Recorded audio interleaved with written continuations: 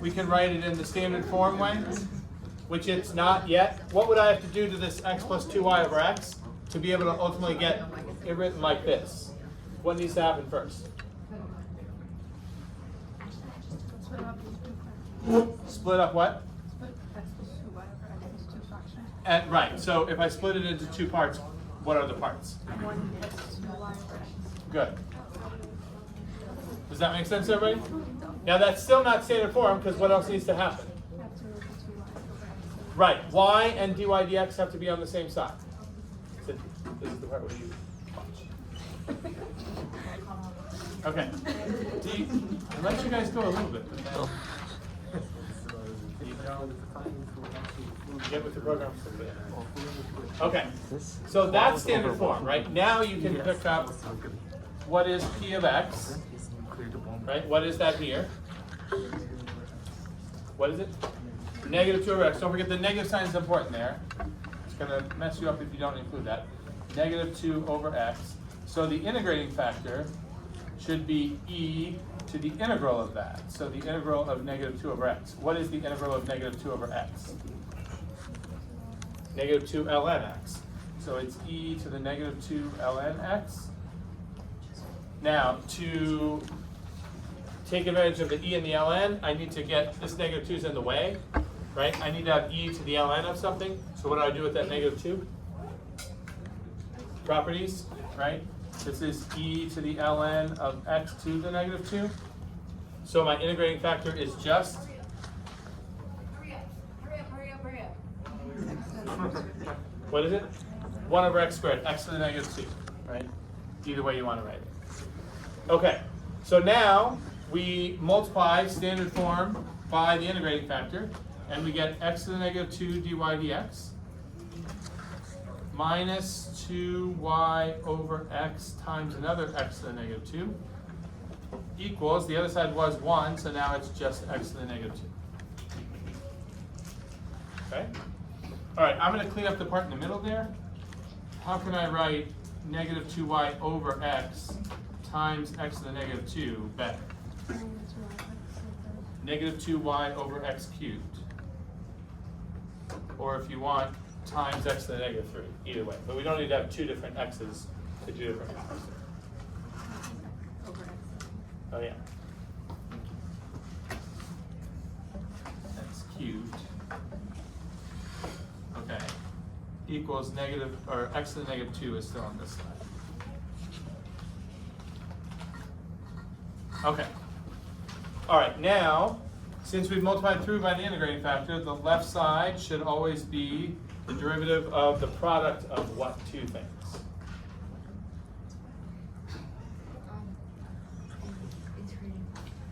Right, and the integrating factor this time was x to the negative 2. Okay, so the derivative of that equals x to the negative 2. It's not a bad idea to just check, if you do practical on this, do you in fact get this thing? Because if you don't, you did something wrong with the integrating factor, right? So y times x to the negative 2's derivative. First part of practical would be x to the negative 2 times dy dx. That's right here. The other part is supposed to be y times x to the negative 2's derivative. What is x to the negative 2's derivative? Negative 2 x to the negative 3, or negative 2 over x cubed. That's this one, right? So that works. Okay, now how do we get y out? First we have to integrate the derivative. They cancel out. So y x to the negative 2 equals the integral of x to the negative 2. All right, I just asked you for the derivative of x to the negative 2, but now I need the antiderivative of x to the negative 2. What is that? X to the negative 2's antiderivative? Negative 1 over x, x to the negative 1 over negative 1, negative 1 over x. And what else do I need here? Plus c. Okay, and then I can get y by itself by dividing by x to the negative 2. But if I've divided by x to the negative 2, that's the same as multiply by x squared. So I'll multiply everything by x squared. We're going to get y equals, what's this times x squared? Negative x plus cx squared. You can't just write c here because it's not constant. Good? All right, we would be done, except we didn't solve for the c because there's an initial condition here. So I have to put in 3/2 for y and 3 for x. So 3/2 equals -3 plus 9c. So if I add the 3 to the other side, 6/2 and 3/2 is 9/2 equals 9c. So c is 1/2. And that means my final answer is y equals -x plus 1/2 x squared. -x plus 1/2 x squared. That is your solution. All right? Everybody okay with that? Now, we're about to solve the same problem without using the integrating factor, because it turns out not only is this equation first order linear, but it's also homogeneous. So I'm going to show you what one definition of homogeneous is. We'll talk about a couple. But one way to say that the differential equation is definitely homogeneous is if you can write the formula for dy dx from the differential equation as a function of the expression y over x. So we kind of had to do this in the warm-up because to show that it was linear and get it in standard form, I had to split up the fraction. When I split up the fraction, I got 1 plus 2 times y over x. If, in general, you can write the formula for dy dx as you're doing something to the expression y over x, that makes the equation homogeneous, okay? If it can be written as a function of y over x. Now, I'm going to talk about this later because I'm going to show you 2 more examples during class. And sometimes it's not easy to see, like this one is pretty easy to write in that way. If you said, I want to get this as a function of where I'm doing something to the expression y over x, it's not that hard to get this equation in that form. But sometimes an equation is homogeneous, and it's hard to actually show that. I'll tell you first, on the IB exam, you're not going to be asked to show that something is homogeneous. They're just going to say, solve the differential equation. And you guys, as opposed to people in MVC, where you consider lots of different types of differential equations, in HL, you only need to know the 3 that we've talked about, separable, linear, and today's, the homogeneous ones.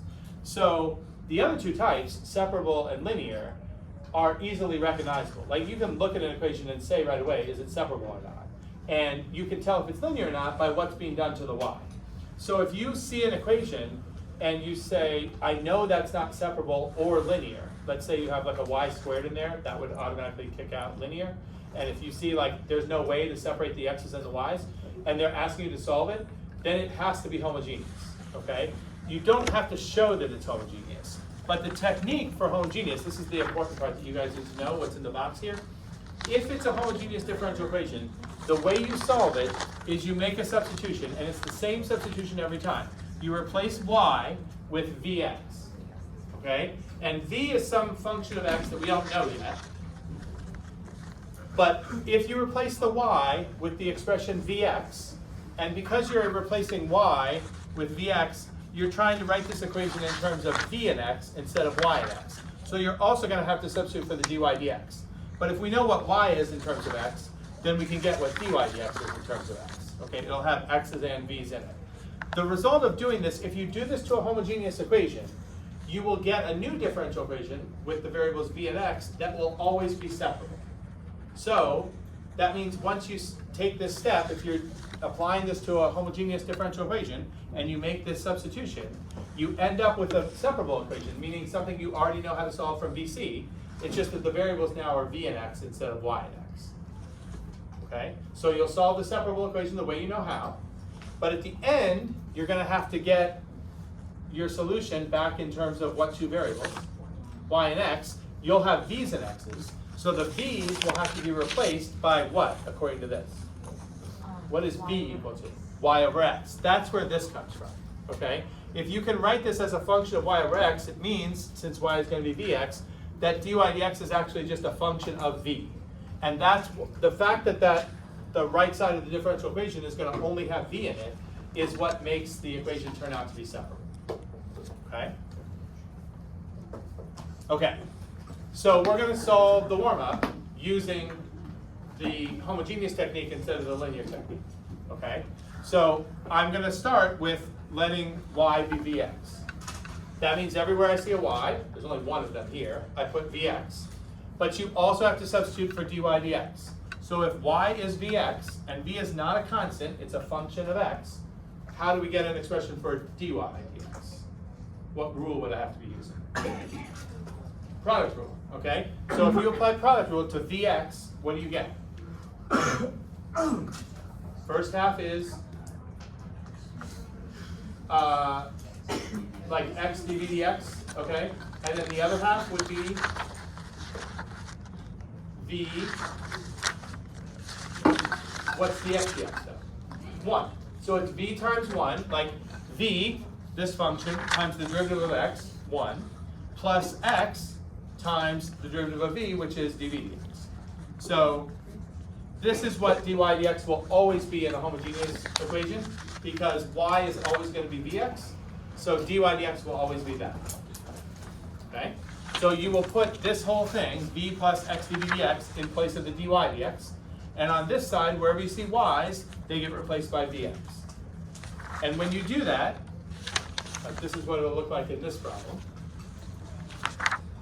What we're saying is you will now have an equation that can be separated into x's with dx on one side, v's with dv on the other side. Now, it takes some algebra to actually do the separation. Do you see what can immediately be done on the right side that will help us get towards that? Right. And do you remember what I was saying before? If it's homogeneous, then dy dx actually should turn out to be a function of v. So all the x's should always cancel out on this side. In this case, you factor out the x on the top, and you cancel with the x on the bottom. But it won't always be this expression, but it will always be possible to get only v stuff on that side. So right now, we're going to get this. v plus x dv dx equals 1 plus 2v. Okay?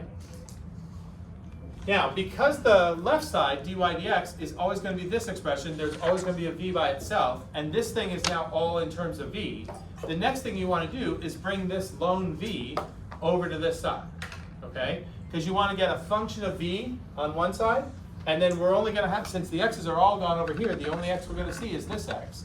So we have x here and a function of v here, but you see the left side's going to end up being the dv side, and the right side's going to end up being the dx side.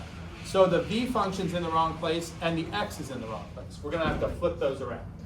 Does that make sense? But first, you don't want to do any of that until you get everything in terms of v all together on one side. So some function of v here, but that v is always going to be like hanging out by itself, and it belongs over there. So we subtract the v to get just now 1 plus v. Okay? And now, if I multiply both sides by dx, the left side's the dv side, the right side's the dx side, but this needs to come over here, and this x needs to go over there. So when I bring the v stuff over to the dv side, what's the function of v I'm actually looking at? What is it, Alana? The x is going to go over there, but this whole thing comes over here. Like, think of this as a function of v. You bring the whole thing over to the dv side, what's it going to look like? 1 over 1 plus v on the dv side. And then this x, when it goes over here, it shows up as 1 over x. Good. Okay? So that's the equation after it's been separated. And as long as it's homogeneous and you make the correct substitution, y equals vx, it's always going to be separable. You just have to figure out how to separate it. So you have only v stuff on one side with dv, only x stuff on the other side with dx. Now once it's been separated, this is all review for you guys now, right? How do I solve this? What's the next step? Integrate on both sides, right? So we take the integrals on each side. What am I going to get on the left?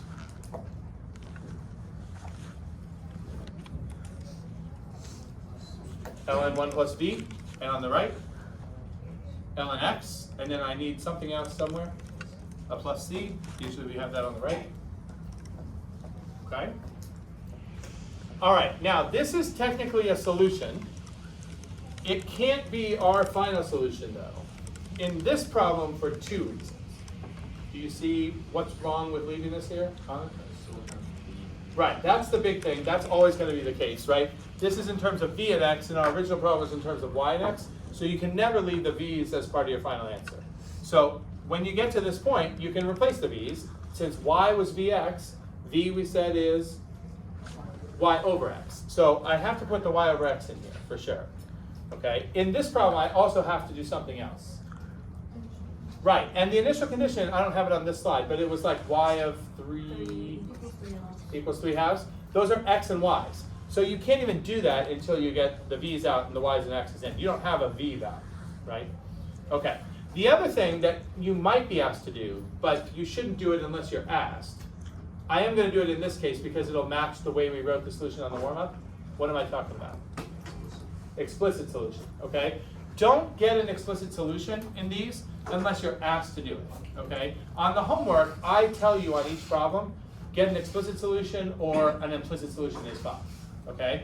On the exam, if you're not asked for the explicit solution, I would not take the time to get it. Because the implicit solution is going to give you full credit unless you're asked for explicit, okay? But in this one, because we got y equals on the warm-up, I want to go all the way to getting y equals on this one too, okay? So those are the 3 things we have to do.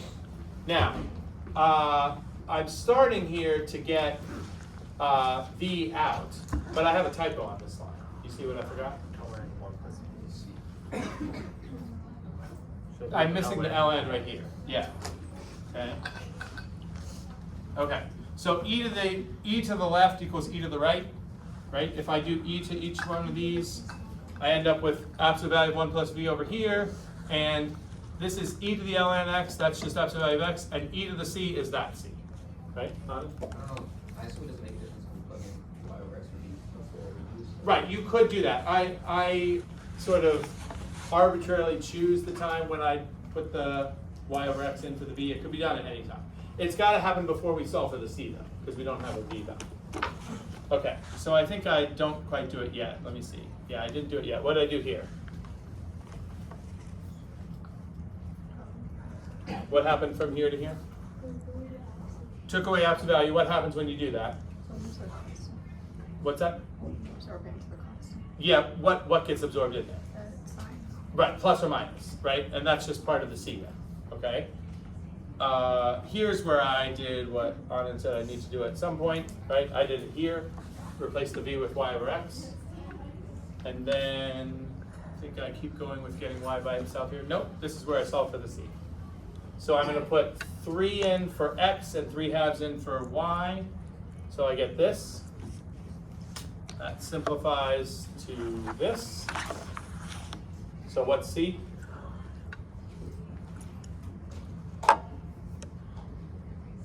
One half. So then I go back and put that c in. So 1 plus y over x equals now 1/2 x. And then to get y by itself, it's going to take me 2 steps, but they're very quick, right? I have to do 2 things in order. First, I subtract 1 and then multiply by x. And if you subtract 1 and then multiply by x, you get that equation, which I think matches what we got on the warm-up. I think we wrote it on the warm-up as negative x plus 1/2 x squared. It's the same thing.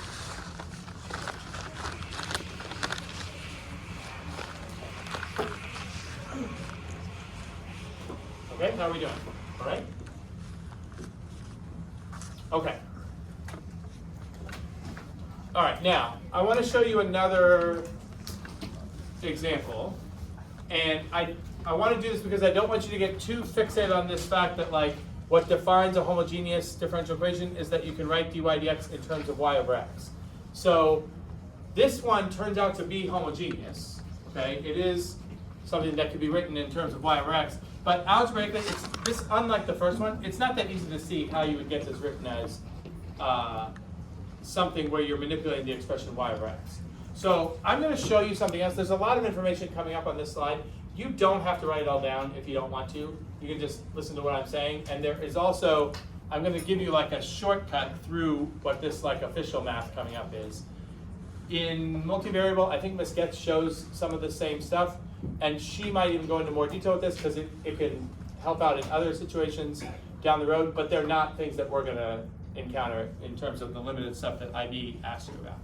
So in addition to homogeneous differential equations, there's also a meaning to the term of a homogeneous function. A function of 2 variables can be called a homogeneous function of a certain degree, and that can be helpful in identifying homogeneous differential equations. I'll show you. Instead of writing the differential equation this way, if we think of this kind of like we do when we separate, and you have like stuff times dy and other stuff times dx, like if I cross multiplied here, I would get x minus y dy equals x plus y dx, right?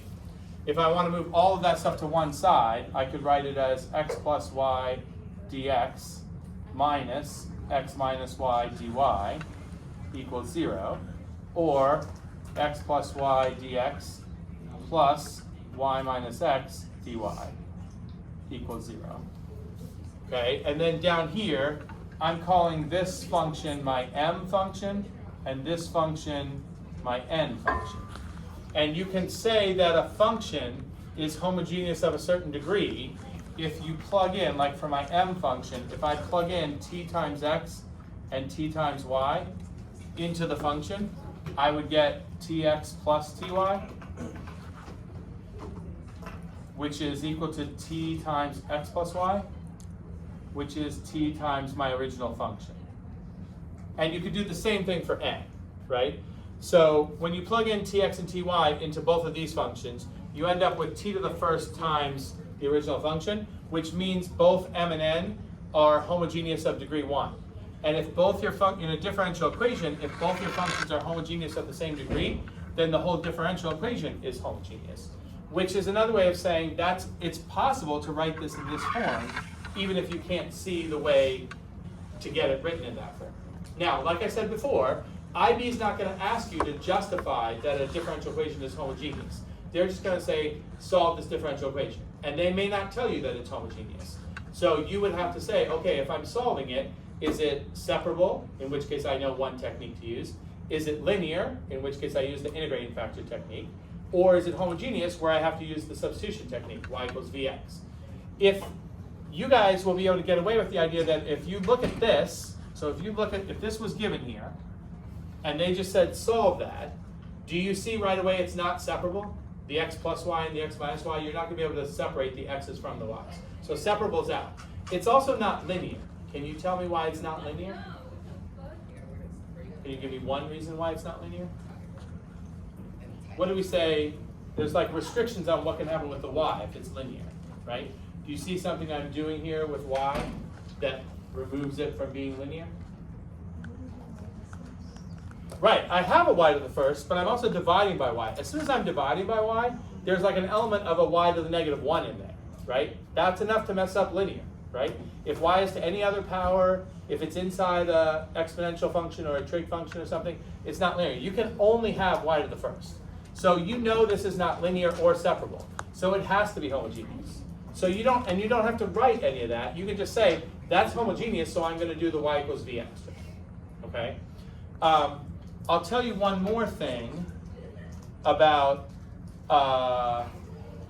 like a shorthand way of thinking of this. If you don't want to get into this tx, ty stuff too deeply, and we're not going any further with this than that in our class. Ms. Getz might do something different with you guys, but think of the degree of each term here. So do you notice like all these things are degree 1 terms, right? If every term is a degree 1 term, that means the whole equation is homogeneous, because like all your terms are to the same degree, okay? What sometimes will happen is you have products, and if you have to look at each term by itself, but if you have a product, the degree of that product combines the degree of each one. So if I had like x times y, both of them to the first, that's like a degree 2 term, okay? If all your terms were degree 2, then it would be homogeneous. But if you have like some degree 1s and some degree 2s, if you have a mixture, it's not homogeneous anymore. That's where the term homogeneous actually comes from, okay? But don't worry too much about any of this, because you don't have to explain why something is homogeneous. You just have to be able to say when is the appropriate time to use the homogeneous technique, okay? So we're going to solve this one using the homogeneous technique. So what's the first thing I'm going to say? Let y equal vx. And if y is vx, then automatically dy dx is the thing we just did in the product rule, v plus x dv dx. So we plug in those two things. This becomes your new left side. V plus x dv dx goes here. And over here, everywhere there's a y, you put a vx. So if you do that, you should get this. Okay. Now, do you remember what I said should always happen on the right side? Right, we should only actually end up with v stuff on the right side. So if you see x's there, there should be a way to like get rid of all the appearances of x. In this case, algebraically, how do I do that? Factor out x on the top and x on the bottom, cancel them, what's left here? 1 plus v over 1 minus v. It's always going to have to be some function of v. Not the same function of v every time, but something that only depends on v. Okay? So we get to this. But then, remember with homogeneous, there's always the little lost soul v, okay? Trying to find its way back to all its friends over here, right? This poor little soul, we have to have like a, I said we should have like one of those infomercials about all the poor lost little v's here that need to be reunited, right? So we have to bring the v over to the other side. So I'm going to subtract v from both sides, okay? All right, now, you have all v stuff over here, but the dv is on the left. So this whole thing, as one function of v, is going to need to get moved over here. If you have something like this, fraction minus other stuff, and you're going to want to move the whole thing over, do you see what would be easy, what would be helpful to do before you start moving? Yeah, if you could get one fraction over here for the whole function of v, then when you move it over, it just moves over, showing up how? Reciprocal of that function, okay? But if you have to move all of this over in pieces, it takes a long time to get to that. So if you have any fractions here, I would combine this whole thing into one fraction, and then it's easy to see the reciprocal of that fraction is what's going to end up on the dv side. So what happens when I get a common denominator here? 1 minus v is your common denominator. What do we end up with as the numerator? V squared plus 1, yeah. 1 plus v, then it's going to be minus v plus v squared. So the plus v and the minus v are going to cancel out. We're just going to have 1 plus v squared and 1 minus v on the bottom.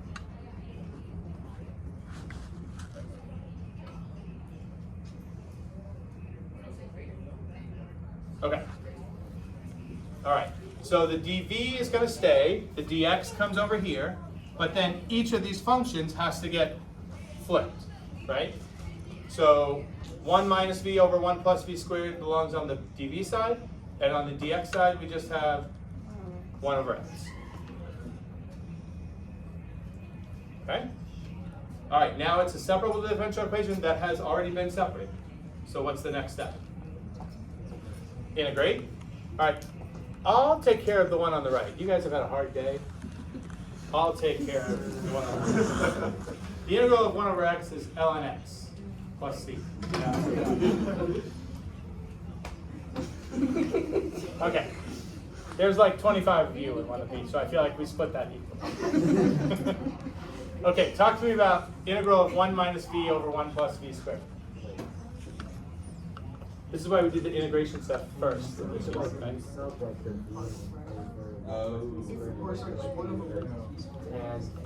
No, you could like do inverse tan like one. Inverse tan, good thought, yeah. So, how do we make use of inverse tan here? You split it. Yes, that's the thing. You want to split this. It's very hard to integrate this as one fraction, but if you split it, and what do you mean by split it? What's the first fraction? 1 over 1 plus v squared. And then the other one is minus v over 1 plus v squared. And the first one is the inverse tan derivative, so nothing special there. What about the second one? U sub would work for that, right? U is going to be the bottom, so what's du? Okay, refresh status. Great. Lovely. Okay. What did we say? U is 1 plus v squared, so du is 2v dv. I only have v dv, so I got to move the 2 to the other side. So can you do this in your head, or maybe you've written it down already? What's the actual antiderivative of this second term? It would be minus 1/2 ln the bottom. Yeah. Okay? And then remember I did the other part for you. Okay. All right. At this point, you have to consider like 3 things that you may or may not have to do. One you always have to do. Like what? This is definitely not the final answer because of what? The v. So what do we do about the v? Y was vx, so v is y over x. So everywhere you see a v, you just put a y over x. Okay? What are the other 2 things? that maybe you have to do. Neither one are you going to have to do in this problem. What's that?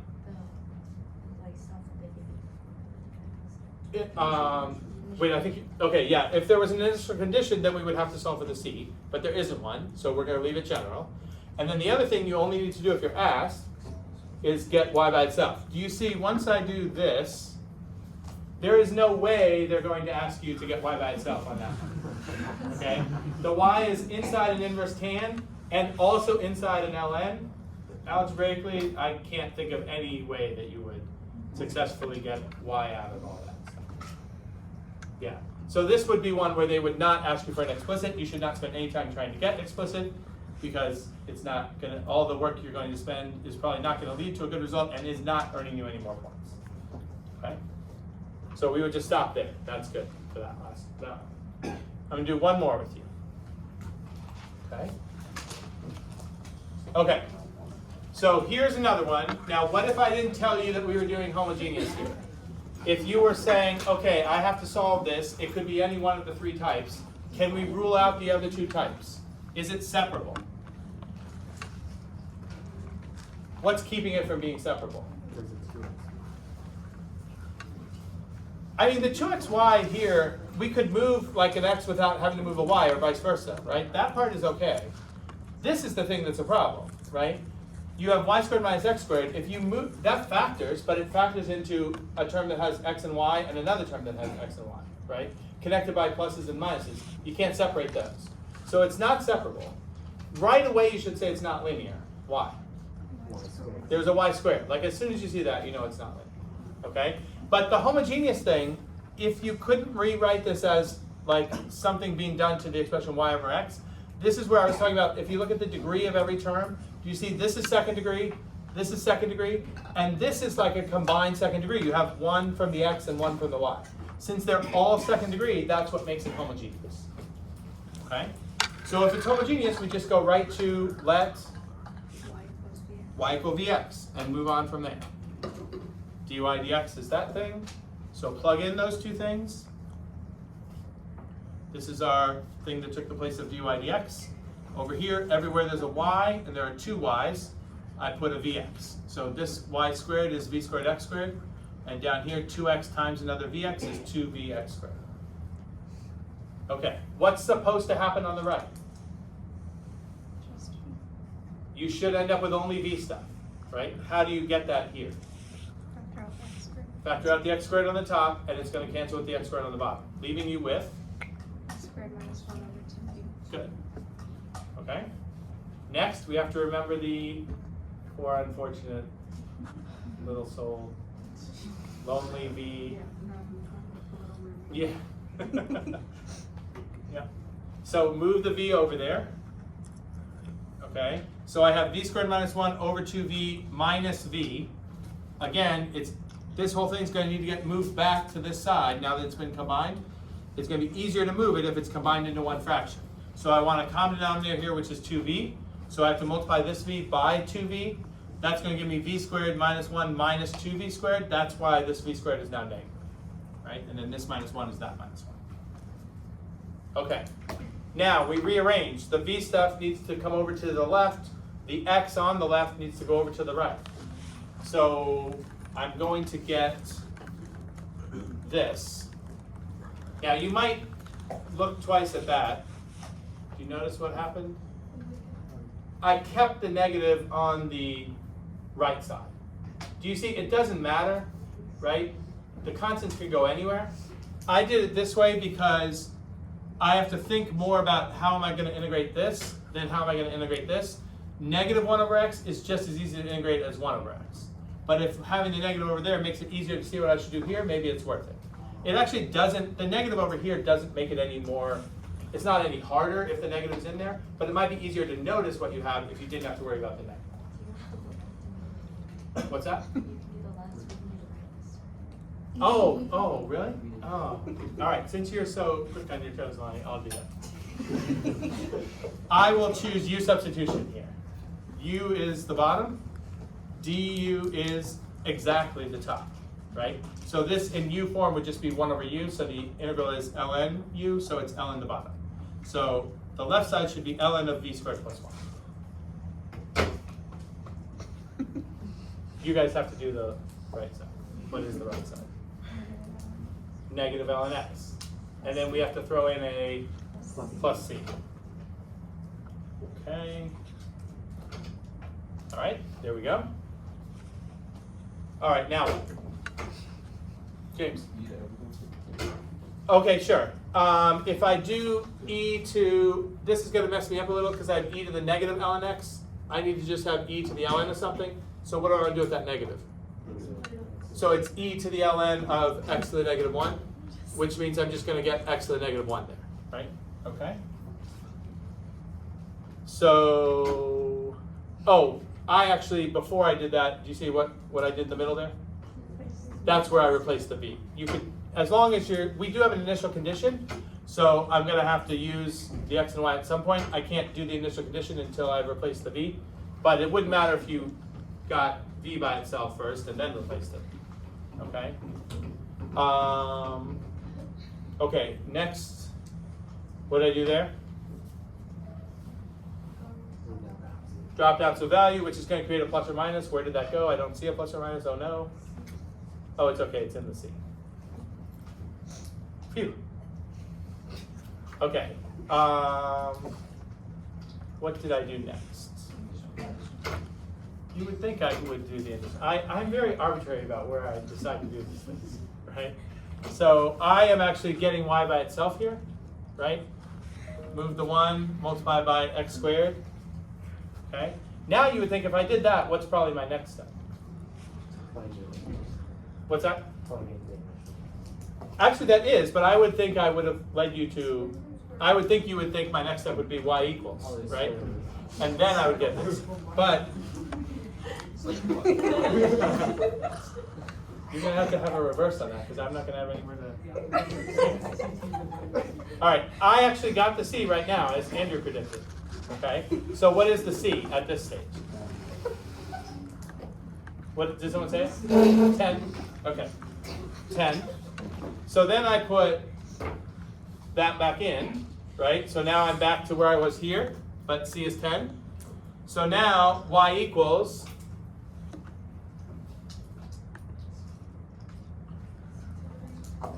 root 10 minus x squared. Okay, you're forgetting a small detail that turns out to be important here. Plus or minus. Now, if you write y equals plus or minus root 10x minus x squared, that's two answers. Are they both valid? Remember, this has to be true. So if y is equal to plus or minus the square root of 10x minus x squared, if we put in a 2, are we going to get negative 4 in both of those cases? No, only actually if we pick which one? The negative. It has to be the negative one in this case, not the positive one.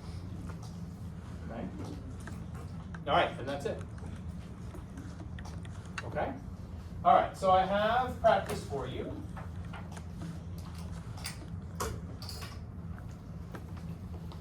And like I mentioned, on this sheet, I told you specifically for each problem